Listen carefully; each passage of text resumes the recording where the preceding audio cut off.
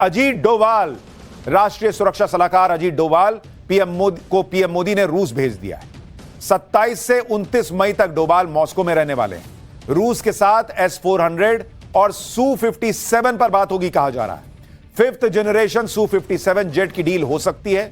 रूस से और S-400 जल्द से जल्द मिल जाए, इसकी भी बात होगी। यानी पीएम मोदी मिशन पीओके को लेकर पूरी तरह से एक्टिव दिख रहे हैं।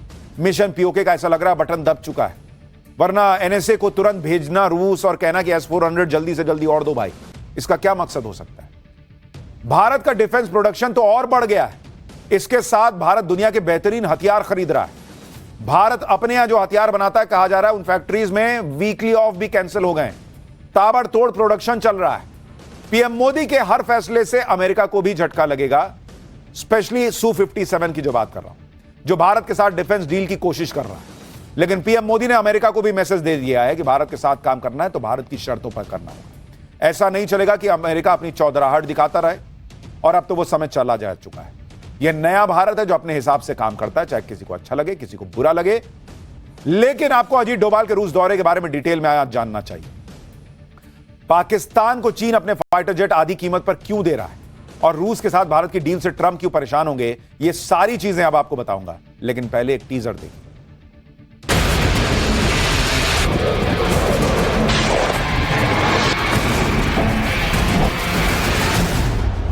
पाकिस्तान को घुटने टेकने के लिए मजबूर कर दिया। शोध प्रतिशोध का खेल नहीं, ये न्याय का नया स्वरूप है।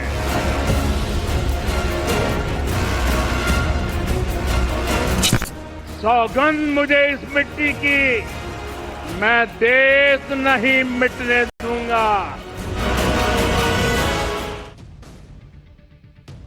भारत अगर रूस के साथ Su-57 फाइटर जेट का सौदा करता है तो यह ट्रंप के लिए बड़ा झटका होगा। अमेरिकी राष्ट्रपति ट्रंप आजकल हर प्लेटफॉर्म पर ट्रेड ट्रेड ट्रेड यही जप रहे हैं ना। ट्रंप की बातों से लगता है जैसे वो अमेरिका के राष्ट्रपति नहीं बल्कि एक बिजनेसमैन। ट्रंप जानते हैं कि डिफेंस सेक्टर में भारत बड़ा मार्केट है। ट्रंप इस कोशिश में लगे कि भारत अपनी डिफेंस डील अमेरिका के साथ करे। इसी साल पीएम मोदी जब अमेरिका गए थे तो ट्रंप ने भारत को F-35 जेट खरीदने का ऑफर दिया था, जो दुनिया का सबसे महंगा फाइटर जेट है, जबकि पहले अमेरिका F-16 का ऑफर दे रहा था। F-16 फाइटर जेट पहले से पाकिस्तान के पास मौजूद है। अमेरिका भारत को F-35 बेचने के लिए बेचैन है। इससे अमेरिका को करोड़ों डॉलर का फायदा होगा। लेकिन दिक्कत यह है कि अमेरिका F-35 की पूरी टेक्नोलॉजी भारत को नहीं देना चाहता। यानी भारत विमान खरीदने के बाद भी अमेरिका पर डिपेंडेंट रहेगा, और इसी वजह से भारत अपने पुराने डिफेंस पार्टनर रूस के साथ डील करने में दिलचस्पी दिखा रहा है। अमेरिका का F-35 और रूस का Su-57 दोनों ही 5th जनरेशन के फाइटर जेट हैं, और भारत को 5th जनरेशन फाइटर जेट की बहुत जरूरत है क्योंकि राफेल 4.5 जनरेशन वाला है। भारत का सीधा मुकाबला पाकिस्तान और चीन से, और भारत किसी भी हाल में पाकिस्तान को माइलेज नहीं दे सकता। अब अगर ग्राउंड रियलिटी की बात करें तो भारत के पास अभी 5वीं जनरेशन का कोई फाइटर प्लेन नहीं। फ्रांस से मिला राफेल और रूस का सुखोई 30 भी 4.5 जनरेशन के फाइटर प्लेन, जबकि पाकिस्तान के पास चीन से मिला J-10 4.5 जनरेशन का फाइटर प्लेन है। अब खबर है कि चीन जल्दी ही J-35 stealth fighter jet Pakistan को बेच सकता है। चीन 5th जनरेशन का यह प्लेन पाकिस्तान को 50% डिस्काउंट पर बेचने की डील कर रहा है। रिपोर्ट के मुताबिक चीन ने J-35 जेट के प्रोडक्शन को काफी तेज कर दिया है। अगर यह डील हो जाती है तो इसी साल के अंत तक पाकिस्तान के पास 5th जनरेशन का फाइटर प्लेन हो सकता है। यानी पाकिस्तानी एयरफोर्स के पास एक ऐसा लड़ाकू विमान आ सकता है जो स्टील्थ, मल्टी रोल और इलेक्ट्रॉनिक वॉरफेयर में भारत की राफेल स्क्वाड्रन को सीधे सीधे चुनौती दे सकता है। इसलिए पीएम मोदी अब तेजी से 5th जनरेशन फाइटर जेट की डील जल्दी ही क्लोज करने की प्लानिंग कर रहे हैं। पीएम मोदी जिस Su-57 फाइटर प्लेन की बिग डील रूस से कर सकते हैं, उसकी ताकत भी आपको बताता हूं। अब तक दुनिया में अमेरिका, रूस के अलावा चीन के पास ही 5वीं पीढ़ी के लड़ाकू विमान मौजूद हैं। इसमें Su-57 दुनिया का सबसे शक्तिशाली लड़ाकू विमान है। Su-57 को दुश्मन के विमान को मार गिराने के लिए डिजाइन किया गया है, यानी फाइटर जेट्स को काउंटर करने के लिए ही बना है। इसमें मल्टी लेयर डिफेंस सिस्टम को इंटीग्रेट किया गया है जो कि किसी भी रडार को चकमा देने में सक्षम है। इसमें ब्रह्मोस नेक्स्ट जनरेशन मिसाइल को इंटीग्रेट किया जा सकता है। Su-57 jet 2 supersonic speed engine से लैस है और इसकी टॉप स्पीड 2600 किलोमीटर प्रति घंटे की है। Su-57 की फायरिंग रेंज 3500 किलोमीटर की है। Su-57 फाइटर जेट में दुनिया के सबसे एडवांस एवियोनिक्स मौजूद है। एवियोनिक्स फाइटर प्लेन में इस्तेमाल होने वाला इलेक्ट्रॉनिक सिस्टम होता है जो कि कम्युनिकेशन, नेविगेशन और फ्लाइट कंट्रोल में मदद करता है। रूस का Su-57 फाइटर जेट न सिर्फ ताकतवर है बल्कि ऐसे ऐसे काम कर सकता है जो कोई फाइटर जेट शायद कर पाए। Su-57 फाइटर जेट अपनी मनूवरेबिलिटी के लिए जाना जाता है, जो मनूवर करते हैं ना प्लेन को। Su-57 बहुत कम स्पेस में भी टेक ऑफ कर सकता है, यानी वर्टिकल टेक ऑफ करने में सक्षम है, कि मतलब ऐसे सीधा उड़ गया। वर्टिकल टेक ऑफ यानी रनवे पर थोड़ा दौड़ने के बाद सीधे ऊपर आसमान में उड़ जाना। Su-57 फाइटर जेट की मनूवरेबिलिटी देखकर दुनिया हैरान रह जाती। जंग में अगर Su-57 और F-35 के बीच डॉग फाइट हो जाए, डॉग फाइट मतलब जो नहीं देखते प्लेन आगे पीछे करके लड़ रहे हैं, उसको टेक्निकल टर्म में डॉग फाइट कहते हैं, तो उसमें Su-57 चीन के F-35 पर भारी पड़ जाएगा, अमेरिका के, क्योंकि इसे पकड़ पाना किसी के बस में नहीं है। Su-57 का कोबरा मनूवर सबसे खास है, जिसमें यह कोबरा सांप के फन की तरह हवा में एकदम सीधा हो जाता है और पलक झपकते ही अपनी पोजीशन चेंज कर लेता है। अगर जंग की बात करें तो रूस के Su-57 और अमेरिका के F-35 और चीन के J-35 में से कौन सा बेहतर है, आपको वो भी बताता हूं। Su-57 स्टील्थ क्षमता के चलते किसी भी रडार को चकमा दे सकता है। F-35 स्टील क्षमता सबसे ज्यादा है लेकिन ताकत के मामले में कमजोर है। J-35 स्टील्थ क्षमता उसकी क्षमता अभी तक परखी ही नहीं गई है। Su-57 दो इंजन के चलते ज्यादा फुर्तीला है। F-35 एक इंजन के चलते ज्यादा फुर्तीला नहीं है और J-35 में भी दो इंजन लगे। Su-57 मैक्सिमम स्पीड 2600 किलोमीटर प्रति घंटा, F-35 की मैक्सिमम स्पीड 1900 किलोमीटर प्रति घंटा और J-35 की 2200 किलोमीटर प्रति घंटा की। Su-57 एक बार में 5500 किलोमीटर की उड़ान भर सकता है। F-35 मात्र 2200 किलोमीटर तक उड़ान भर सकता है और J-35 भी 2200 किलोमीटर तक उड़ सकता है। Su-57 कॉम्बैट लोड यानी एक बार में 10,000 किलो वेपन ले जा सकता है। F-35 8,000 किलोग्राम का वेपन लेकर जा सकता है और J-35 8,000 kilo. Su-57 hypersonic missile ले जा सकता है, अंदर और बाहर मिसाइल रख सकता है। F-35 सिर्फ अंदर की तरफ मिसाइल रख सकता है। J-35 PL-15 मिसाइल से लैस है लेकिन क्षमता साबित नहीं हुई है। Su-57 एक प्लेन की कीमत 35 से 50 मिलियन डॉलर के बीच है, यानी करीब 300 से 425 करोड़ रुपए। F-35 सस्ता है, 80 से 110 मिलियन डॉलर, यानी करीब नहीं, महंगा है। उसकी कीमत जो है वो करीब करीब बैठती है 680 करोड़ रुपए से लेकर 934 करोड़ रुपए और J-35 70 मिलियन डॉलर यानी करीब 600 करोड़ रुपए का पड़ता है।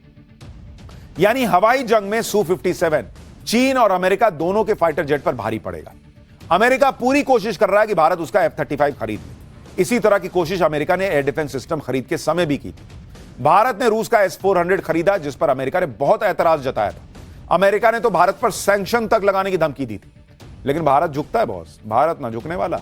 और जहां तक F-35 फाइटर जेट की बात है तो यह भारत के लिए फायदे का सौदा नहीं है उतना, क्योंकि भारत के पास F-35 नहीं खरीदने की कई वजह हैं।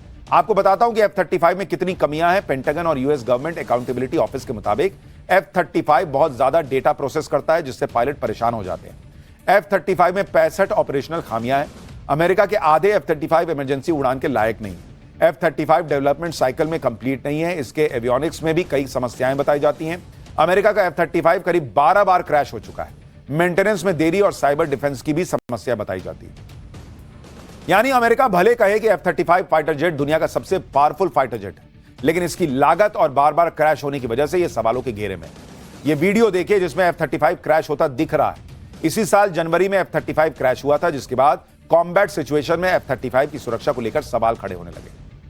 यहां तक कि डोनाल्ड ट्रंप के करीबी और दुनिया के सबसे अमीर आदमी एलन मस्क भी F-35 पर सवाल उठा चुके हैं। मस्क ने तो इसे कबाड़ तक कह दिया था। मस्क ने अपनी पोस्ट में कहा था कि ड्रोन के दौर में कुछ बेवकूफ अभी भी F-35 जैसे विमान बना रहे हैं, जो अमेरिकी इतिहास में पैसों की बर्बादी का सबसे बड़ा उदाहरण है। F-35 कबाड़ की तरह है, इससे सिर्फ पायलट मारे जाएंगे। हालांकि ऐसा नहीं है कि F-35 में अच्छाइयां नहीं है, लेकिन उसकी कुछ कमियां भी हैं जो बताई गई। यानी अमेरिका के F-35 में समस्याएं भी हैं और शायद इसी वजह से ट्रंप ये फाइटर जेट भारत को चाहते हैं कि भारत खरीदे, कि जिससे F-35 बिक भी जाए और कुछ पैसे भी कमा लिए जाए। लेकिन पीएम मोदी जो करते हैं उसके पीछे लंबी चौड़ी प्लानिंग और रीजनिंग होती है। ऐसे ही कोई फैसला नहीं होता। आप देखिए कि भारत की ताकत बढ़ाने के लिए दुनिया का बेस्ट फाइटर जेट खरीद रहे हैं, बेस्ट डिफेंस सिस्टम खरीद रहे हैं, तो दूसरी तरफ खुद भारत में स्वदेशी डिफेंस सिस्टम को मजबूत करने पर जोर है। यह है भारत का स्वदेशी एयर डिफेंस सिस्टम कुश, जिसकी मंजूरी पीएम मोदी ने 2022 में दे दी थी। कुश एयर डिफेंस सिस्टम को प्रोजेक्ट कुश का नाम दिया गया है। इसे डीआरडीओ बना रहा है। कुश एयर डिफेंस सिस्टम S-400 जैसा ही होगा। ऑपरेशन सिंदूर के बाद प्रोजेक्ट कुश के ट्रायल की स्पीड बढ़ा दी गई है, यानी बहुत जल्द यह इंडियन एयर डिफेंस सिस्टम का अहम हिस्सा बन जाएगा।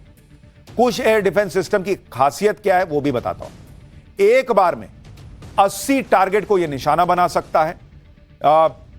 Missile, fighter jet, drone, lightning, munition सब गिरा सकता है। कुश की अधिकतम रेंज 350 किलोमीटर है। कुश में 3 लेयर का एयर डिफेंस सिस्टम है। इसमें 3 तरह की मिसाइलें होंगी। M1 इंटरसेप्टर मिसाइल की रेंज 150 किलोमीटर है। M2 इंटरसेप्टर मिसाइल की रेंज 250 किलोमीटर है और M3 इंटरसेप्टर मिसाइल की रेंज 350 किलोमीटर है। यानी कुश एयर डिफेंस सिस्टम उसी तरह से काम करेगा जैसे रूस का S-400 करता है। स्वदेशी होने की वजह से इसकी लागत भी कम होगी। भारत के पास पहले से S-400 है। अब और S-400 खरीदने के साथ ही भारत अपना खुद का एयर डिफेंस सिस्टम और मजबूत कर रहा है। कहा जा रहा है कि कुश एयर डिफेंस सिस्टम को 2029 तक सेना में शामिल भी कर लिया जाएगा। यानी प्रधानमंत्री मोदी भयंकर तैयारी में जुटे हुए हैं, जिससे पाकिस्तान की घबराहट बढ़ी हुई है। पाकिस्तान न तो ऑपरेशन सिंदूर को भांप पाया और अब जो हो रहा है वो उसकी समझ से परे है। पाकिस्तान की हालत इसलिए भी खराब है क्योंकि भारत ने नोटाम जारी कर दिया है। अंडमान और निकोबार में भारत ने नोटाम जारी किया है, यानी अंडमान और निकोबार का एयर स्पेस में आज और कल कोई सिविल फ्लाइट उड़ान नहीं भर सकेगी। नोटाम का मतलब होता है नोटिस टू एयरमैन। हवाई उड़ानों पर प्रतिबंध रहता है। ग्राउंड टू अनलिमिटेड हाइट, यानी आसमान में असीमित ऊंचाई तक इसे लागू किया जाता है। यानी अंडमान निकोबार के एयर स्पेस में बहुत ऊंचाई पर भी किसी विमान को उड़ान भरने की अनुमति नहीं है। नोटाम जारी होने के बाद चर्चा है कि भारत कोई बड़ा वेपन टेस्ट कर सकता है। यानी पाकिस्तान को यह लग तो रहा है कि ये मारेंगे फिर, और भारत भी दिखा के तैयारी कर रहा है। अंडमान और निकोबार आइलैंड में भारत कई बार मिसाइल परीक्षण कर चुका है। इस बार भी भारत कोई लॉन्ग रेंज मिसाइल का टेस्ट कर सकता है।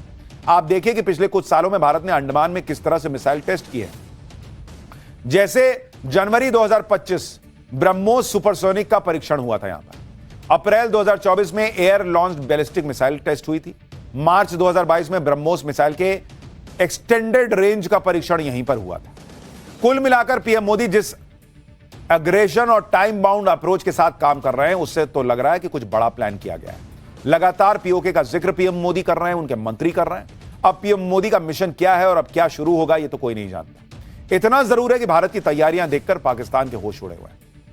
वैसे होश तो बांग्लादेश के भी उड़े हुए हैं, क्योंकि जो भी भारत से पंगा ले रहा है उसकी हालत खराब होती जा रही है।